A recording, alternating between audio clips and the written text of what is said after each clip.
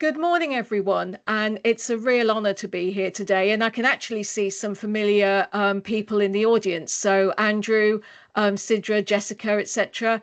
Lovely to see you, and thank you for coming along today. I'm going to be talking about AI and unconscious bias and understanding hidden influences in artificial intelligence. So just to introduce myself, my name's Lisa. I'm the Chief Executive and founder of Cybersecurity Unity, but I'm also looking at launching a new trade association, which will be called the AI and Cybersecurity Association, that will focus specifically on the intersection of cybersecurity and AI. And I've spent a number of years working in the cybersecurity industry, and I'm really committed to ensuring that the fields of cyber, AI, and tech not only advance, but they do so fairly and inclusively. And today I'm going to explore with you how artificial intelligence can be shaped by unconscious bias, and sometimes in ways that we're just not even aware of, and how we can collectively address these challenges. So, to guide what I'm going to be talking about today, I'll begin by talking about what unconscious bias actually is and how it operates in the human mind. And I'll then move on to covering how these unconscious biases can make their way into AI systems, often as well unnoticed.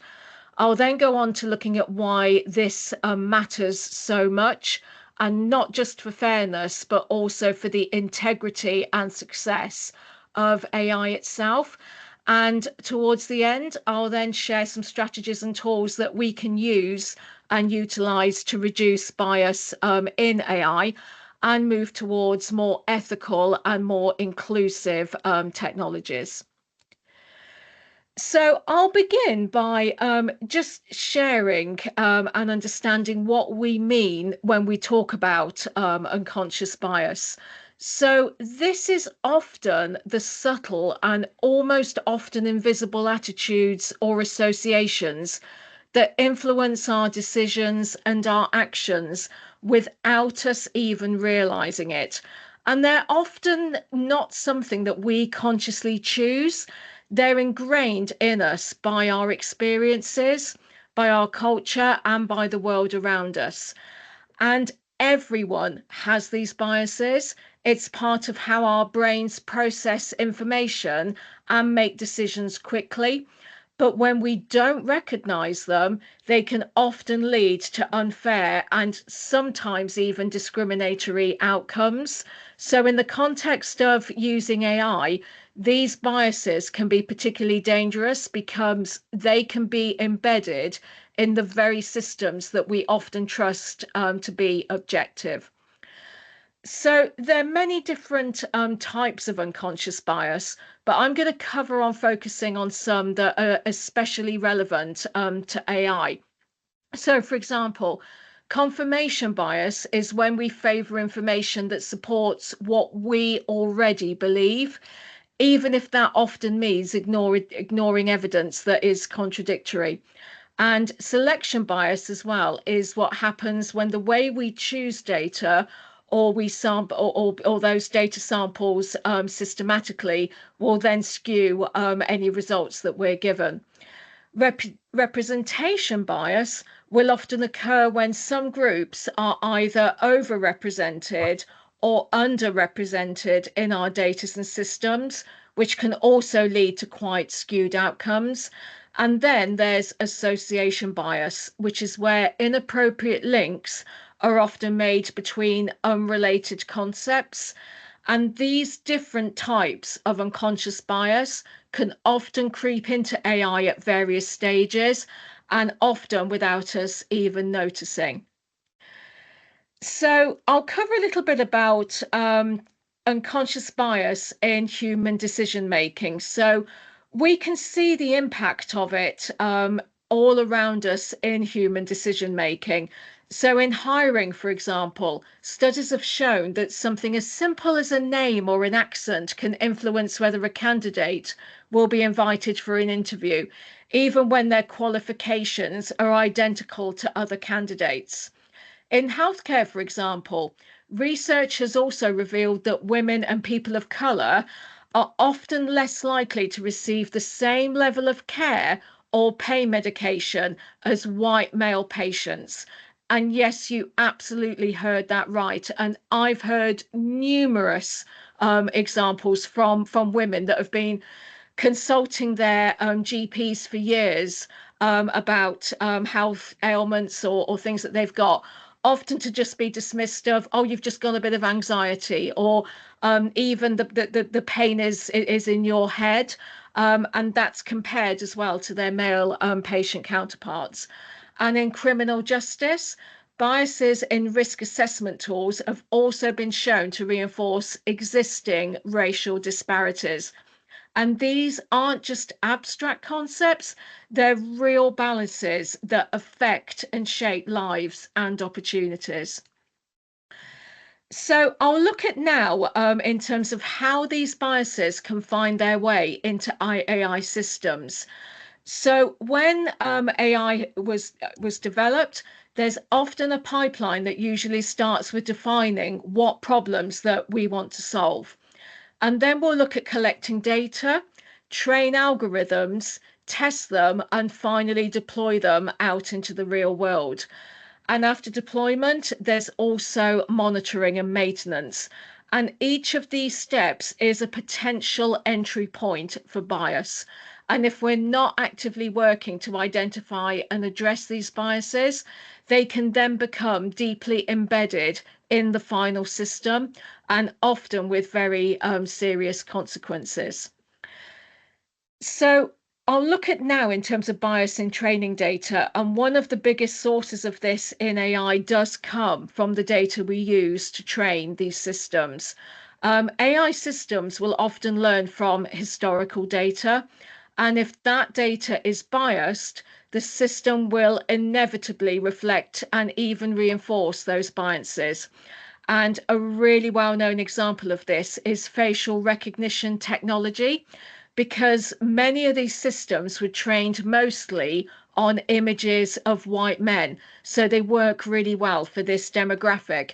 And I've heard a lot and seen a lot as well of when you're prompting AI learning language models to give you an image of people within, say, the cybersecurity industry or the tech industry, many times it will actually come back depicting those images of white men, and that's because it's been trained on those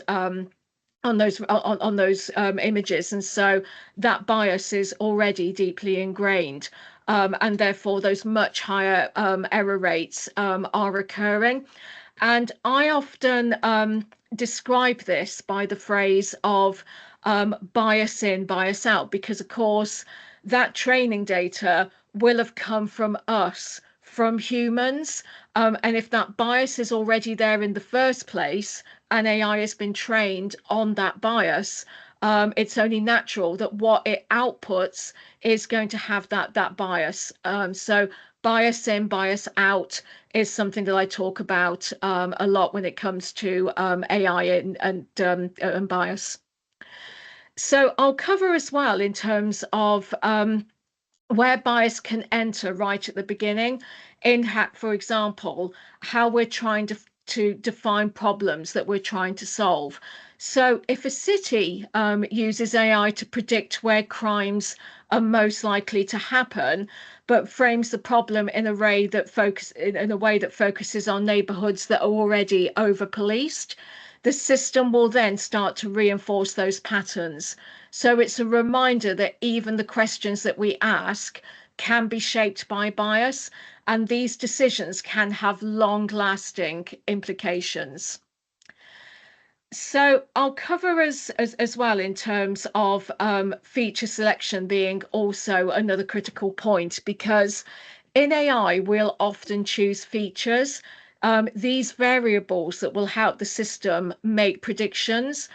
But if those features are biased from the outset, or their proximities for things like race or gender, the system will often inherit those biases. So, for example, if you take your credit scoring systems with Experian and systems of that like, they'll often produce a number that shows how our credit scoring is, how likely we are to obtain credit or even get a mortgage.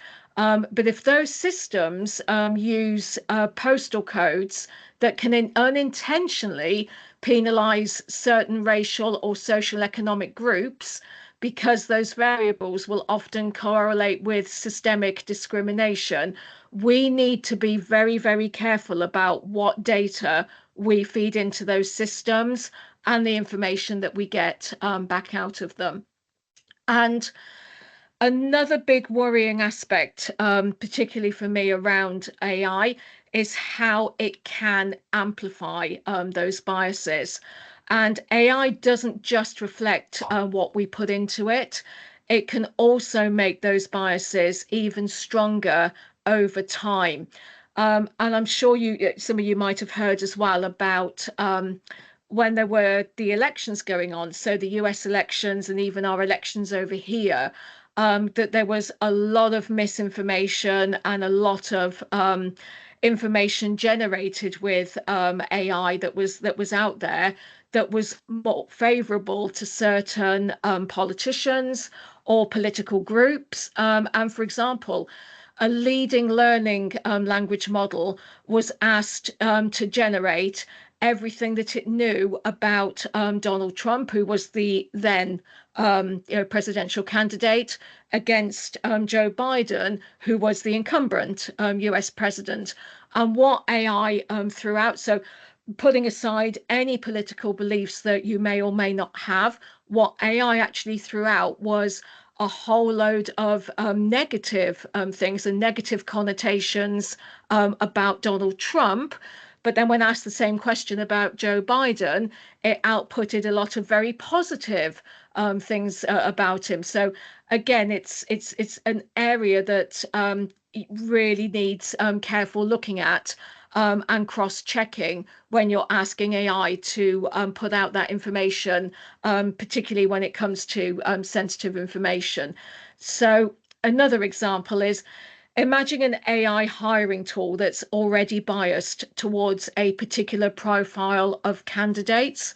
And as it selects those candidates, the new data that it learns from will reinforce that that bias, and create a feedback loop. And over time, the bias doesn't just persist, it will grow.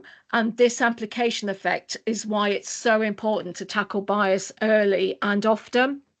And another example that I'll use here is I'm sure you've all heard about AI being used to screen candidates for jobs.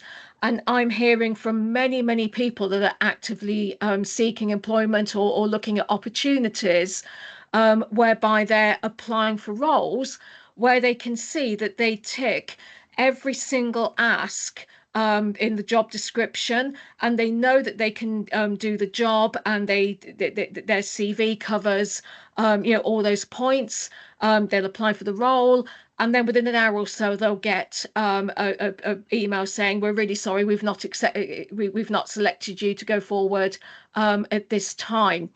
9 times out of 10, that's likely to be an AI system that's giving that feedback and automatically rejecting candidates based on that bias and that information that it's looking for, because it is already biased towards that particular profile of candidate.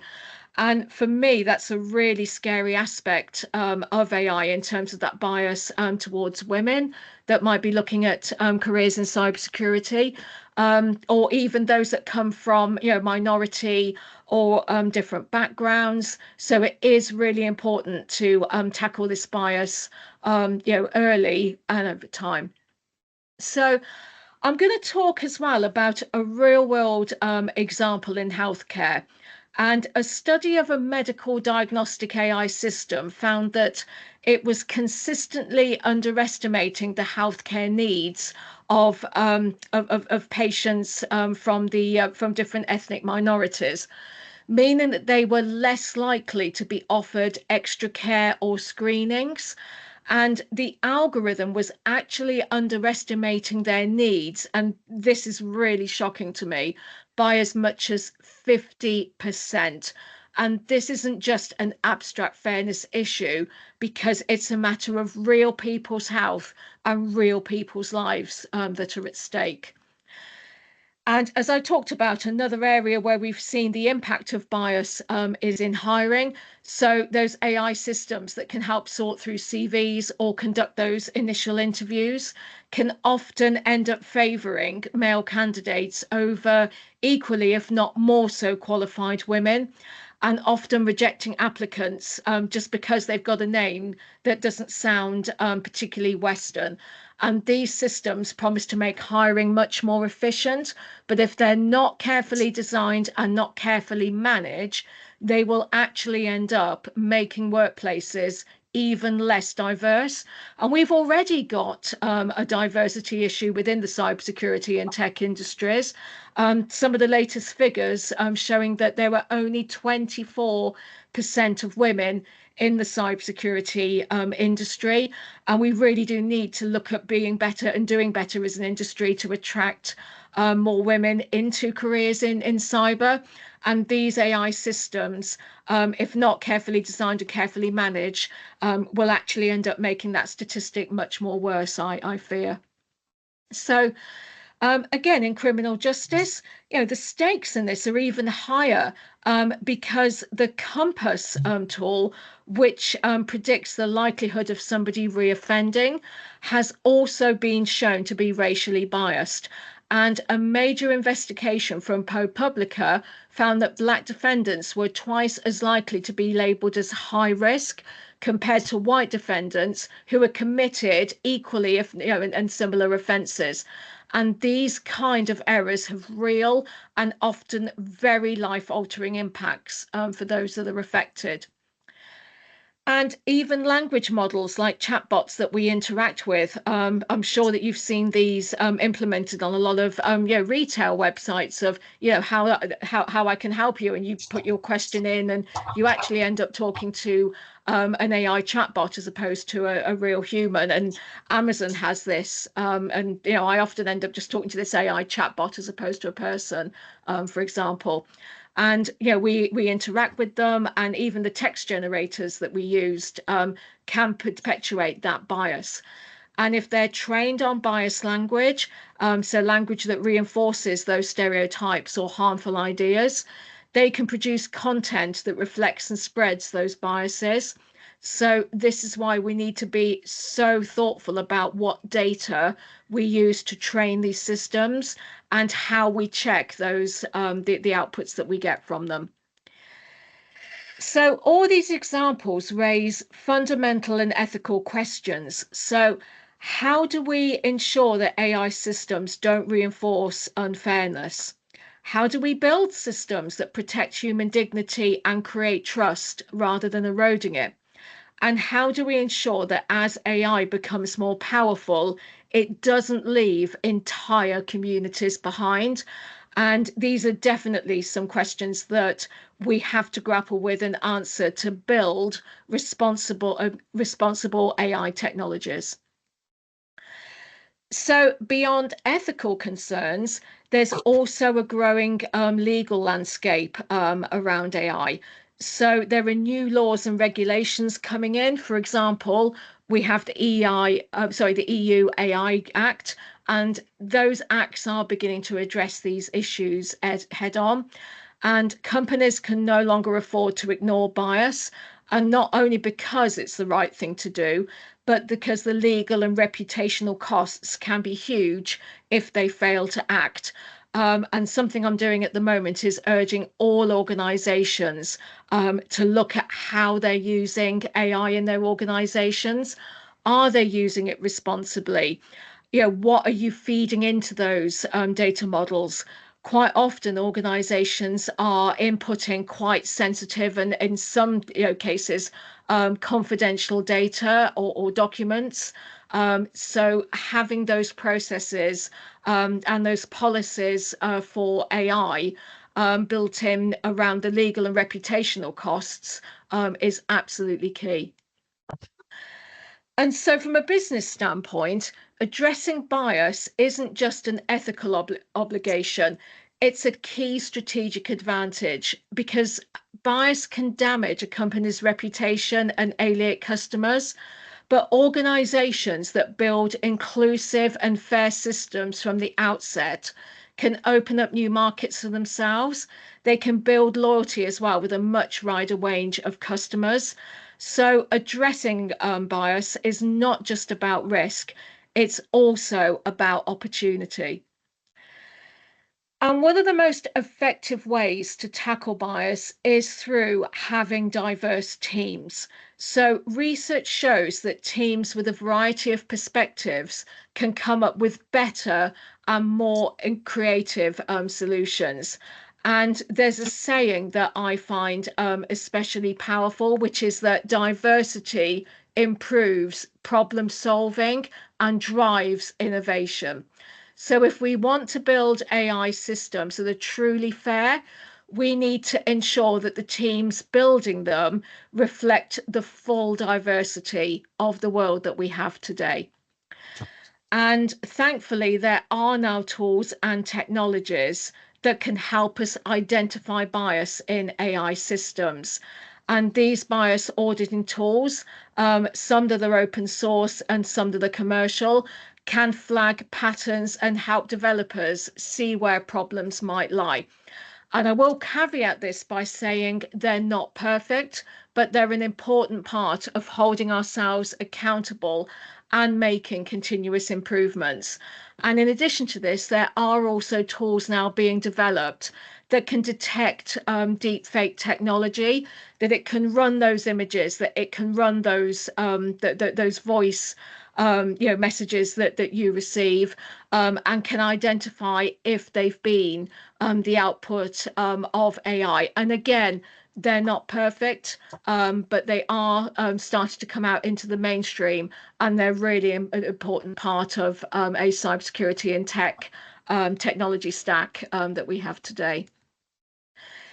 So a big part as well of building fairer AI is ensuring that you have balanced data sets. So when we ensure that the data we train systems on includes a wide and diverse set of people and experiences, we then in turn reduce the risk of embedding those historical biases.